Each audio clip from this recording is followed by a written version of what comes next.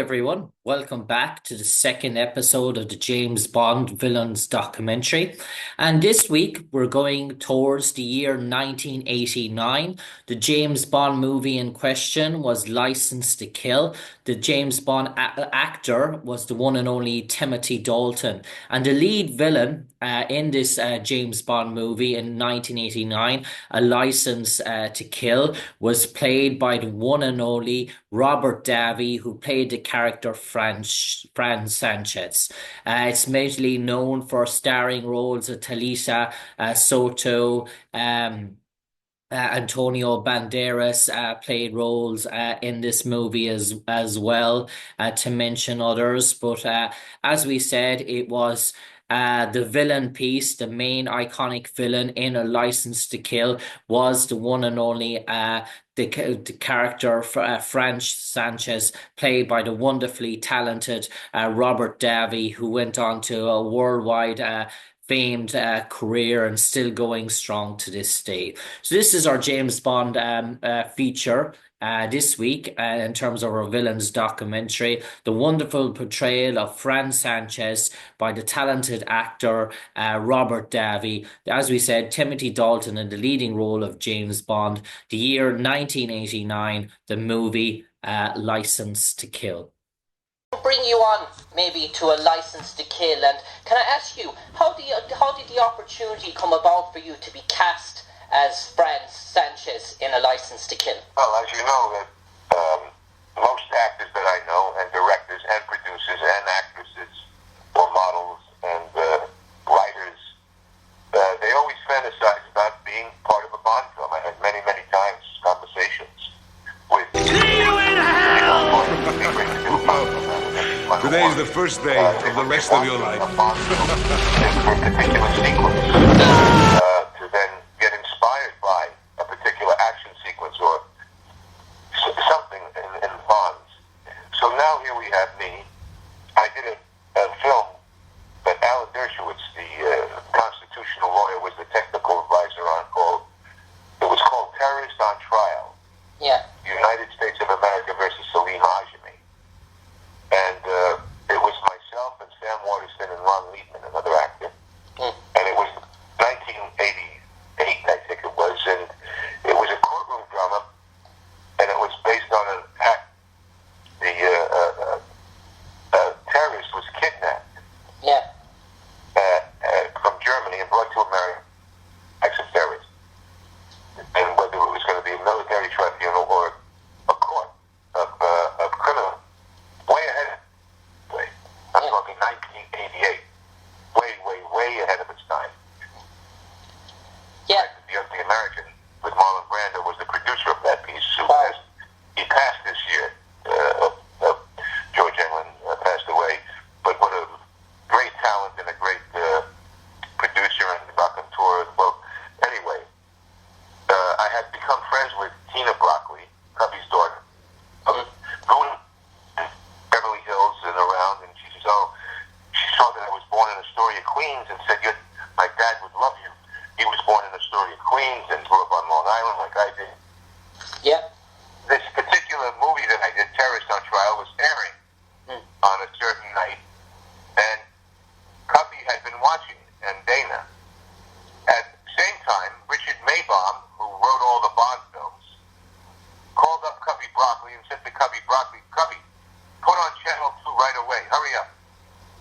Cubby says, I've got it on. He goes, him, that's the next Bond villain. And Cubby said, I agree. They called me in the next day. I met with them and Michael Wilson and then John Flint, the director. And they said, you're going to be the new Bond villain. We're writing the script now. Wow. And that's what happened. And Robert, to be part of a legacy as James Bond films, such as Robert Keel, who played Jaws, Gert Frobe, who played Goldfinger, Harold Sakata, who played Odd Job, Adolfo Celli, who played Largo, just to name a few. What does that mean to you, Robert, that you will constantly be linked to these actors and villains? You should remember Robert Shaw. Yeah. The Javier Bardems, the Robert Shaws of the world, the Telly Savalas's of the world, Louis Jourdans of the world, the iconic figures that played the Bond villain, not the henchman. Yeah. That was not a henchman. That was a main Bond villain. Yeah. You know, some of the guys, Kurt Frobe, of course,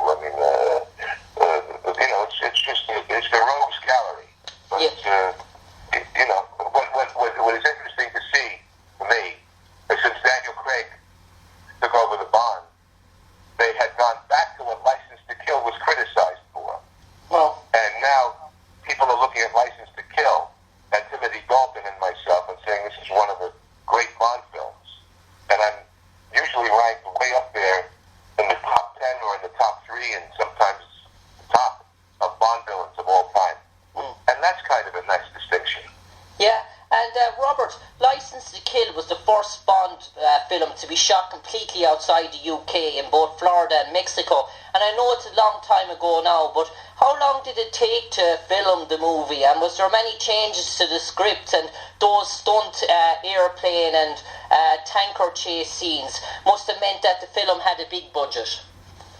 Well, those tanker scenes were by the Romeo and Juliet brothers, and the French stuntmen that were just extraordinary, and none of that was CGI. That was all done real time and stuff, even the explosions. And the film took about 5 or 6 months. I learned to scuba dive because of the underwater sequences, and we had a marvelous time shooting the film. It was absolutely a tremendous crew. As the Bond films are like family, not just because every 2 years they're gearing up, and in between they're gearing up to pre-production. And it was just a terrific experience, and it was the last, unfortunately, film also that Cubby and Richard Maybon both had been involved in. Yeah, and your character Franz Sanchez is based mainly, they say, around the Panama General Manuel Noriega, who is renowned for drug trafficking and money laundering. And what idea had you in your head of how you wanted to portray Sanchez, and what ideas did you want to bring to that sort of role that might have been different to Bond villains in the past? Well, first off, Michael Wilson also wrote the screenplay and got involved very heavily duty, and Mike, who now produces the Bond films along with Barbara Broccoli, and they're doing a great job keeping the franchise going. And we discussed there was more Pablo Escobar and Choa and Carlos Leder that I fashioned on, as opposed to Noriega. Noriega was a military gentleman. These other guys were entrepreneurs, albeit drug dealers, but entrepreneurs that ran the country. They ran the Noriegas, and in the building of the character, there was a book at the time that had just come out called The Underground Empire, which was that exposed the drug trafficking in the world and the devastating influences it has. Again, the Bond films sometimes are ahead of the time, ahead of the curve. And like I was ahead of the curve with that Terrorist on Trial, License to Kill was another one of those films that was ahead of the curve, because we see the ramifications of the drug wars today. And it's more true than ever. The other thing was I wanted to create a character that I felt I could believe in. And Timothy was of the same ilk. We went back to Casino Royale. And in Casino Royale, in Fleming's original book, he gives a description of Bond and the villain should be mirror images of each other. And that was the ideal prototype for Ian Fleming, for his Bond adversary. So this way, it made him formidable in a different way, much more formidable. So Timothy and I, and then also myself, in terms of asking John Glenn, who was great to work with, the director, very open, and Michael Wilson. It was a line that I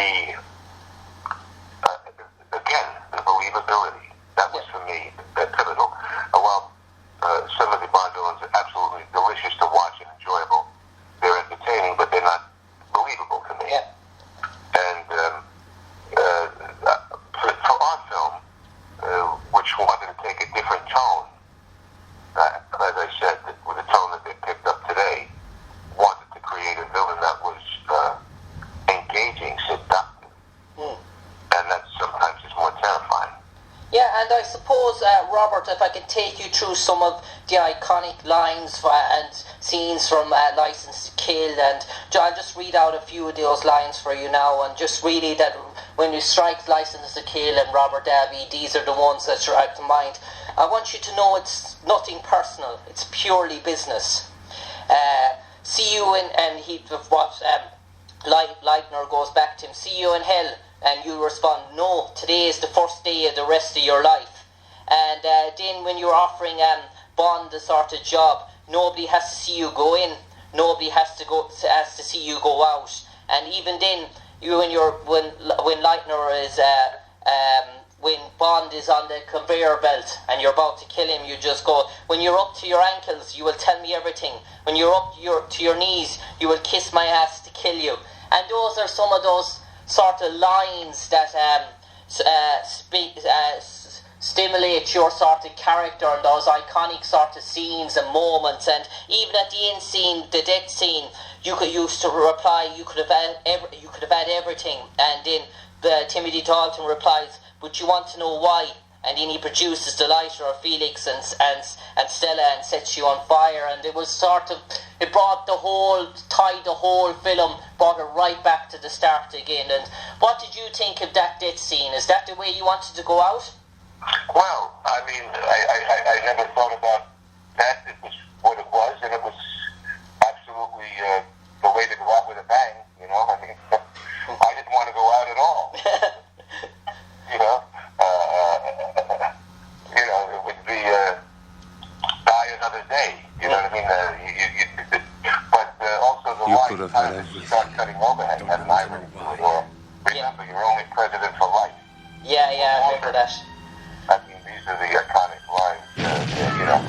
Yeah, and accounting was so irritating. Yeah, and I suppose in relation to that, you have been, in relation to trilogies, you have been involved in Die Hard 1, you've been involved in Predator 2, and for you, Bond, Die Hard, Predator, all iconic sort of series, franchise, is there anyone that touches your heart that bit more? Well, let's put it this way, I was also part of the Pink Panther. All right. Series. So I'm the only actor, I think, that had the Bond and the Pink Panther series. All right, and that's quite a, you know what I mean? So that's a very interesting combination of iconic, films that are loved to be part of that. Luckily, working with Mike Edwards. So I would say, for me, the Bond and of course is because the character, of course, was the most involved, and then to work with Blake Edwards in Pink Panther, although that's not as high as on the list as Die Hard. Die Hard now is, along with Goonies, has been put into the registry, the film registry, that be preserved for all time. And congrats. Kind of interesting thing.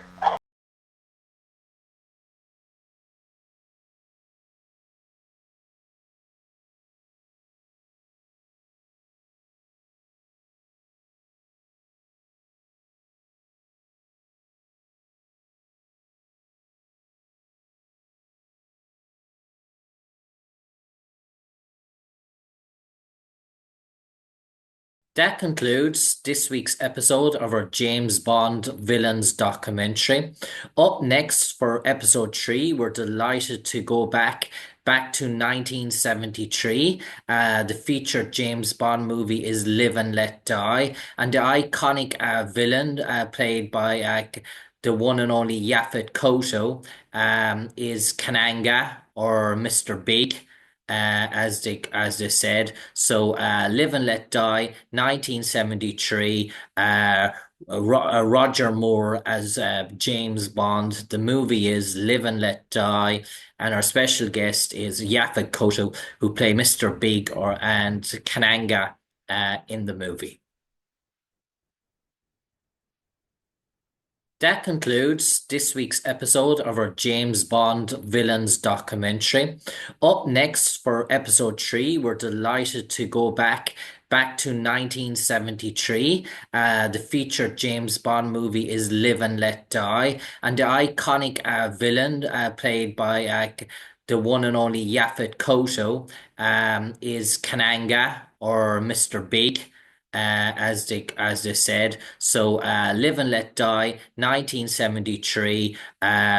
Roger Moore as James Bond. The movie is Live and Let Die, and our special guest is Yaphet Kotto, who play Mr. Big and Kananga in the movie.